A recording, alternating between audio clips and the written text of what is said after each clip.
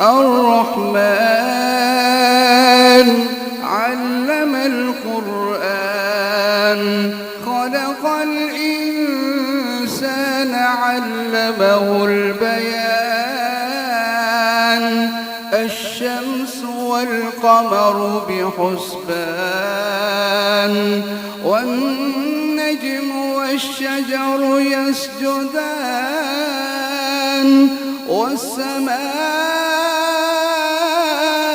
رفعها ووضع الميزان